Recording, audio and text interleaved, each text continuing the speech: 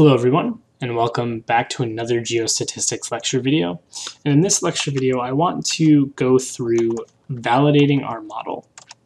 So if you remember way back in one of the previous videos, we actually subsetted the data into testing and training. And up to this point, we've done everything with training data, right? We generated the model with the training data, we examined the results with the training data. Now it's time to bring that testing data back in and just see how well our model does on data that it didn't see in the initial training. And so to do that, we're actually going to make use of a function called predict.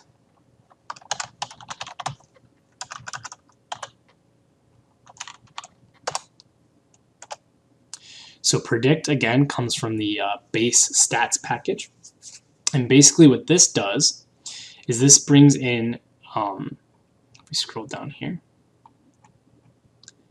this brings in the object, which is going to be the model which we are going to use to predict with, and then it takes in an additional parameter called new data, and that's going to be the data that we want to run through the model. So this is basically going to be a way for us to get the model to calculate out, right, to apply that regression equation to new data. That's basically all that this is going to do. So the way this works is we're going to call one var pred, we're going to call stats package, and we're going to call predict. So you'll see that it takes in as an object. The object in this case is the model, so we're going to call one underscore var underscore mod. And that takes us up in the second parameter, new data. So new data, this is going to be the data frame of the testing data. So we're going to call it test. Okay.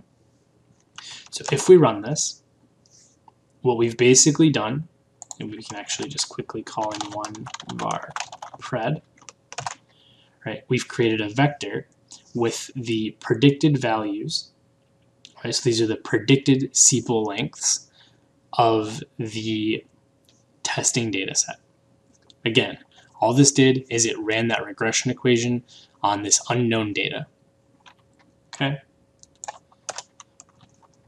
So once we've done that, we can then start to look at how it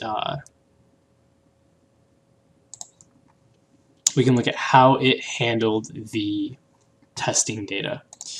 And basically the way that I approach this is I always think it's a good idea to plot it. So we're going to do just like what we did before. We're going to plot two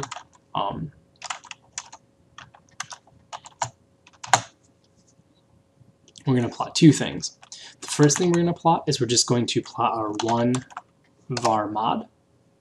One var pred against our test $ sepal length. Oops, I'm sorry, we're actually going to flip this. We're going to put this on the x-axis, and then the y-axis is going to be our one var pred. Okay, I'm going to plot that. And then we will also add in an add line of b equals 1, and then we'll run both of these together so it doesn't crash again.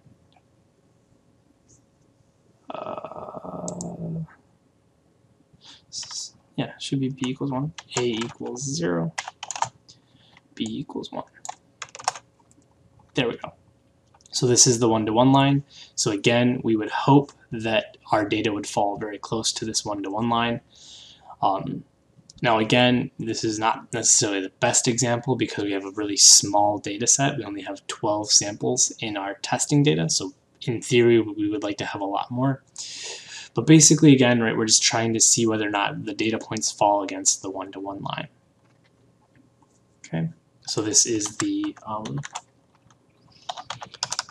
predicted versus expected plot. The next thing we can do is we can calculate residuals. And so the residuals, we actually have to calculate this because it did not come out in the predict function. But basically all we're calculating is we're calculating 1 var pred minus test $sign sepal length. Right? Because again, we're just calculating the difference for each observation from what it calculated compared to what we expected. That's what a residual is, right? It's the error.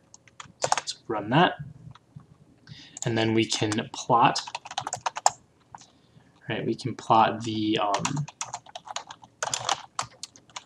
sepal length and the resid that we just calculated. Right? If we plot that. And again, we can add the ab line of horizontal equals 0.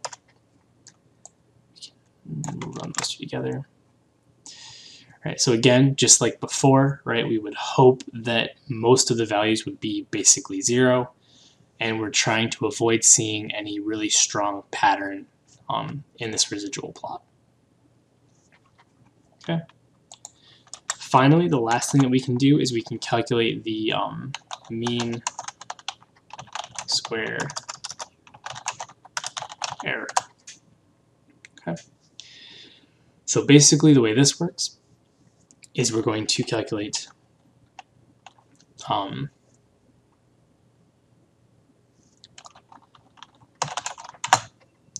essentially we're going to calculate the summation of the residuals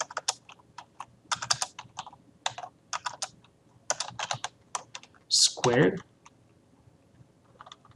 Right, we're going to square the residuals, and then we're going to divide it by the number of observations, LENGTH, by the number of observations in the data set. Okay, so let's see. So this right here, this residual squared divided by length, this is the same calculation that we did up here. These are the same thing. Okay. So this is the root mean, this is the mean square error. So we can see here, this is, again, this is the average squared error. So the higher the number, the worse the model did overall. So we can see here that on average, our squared error is roughly 0.06 centimeters. So hopefully this makes sense. Hopefully this code makes sense. The difference between the testing data and the training data. Hopefully this all makes sense. So if you have any questions, please go back, rewatch the parts you're confused about, and as always, please reach out.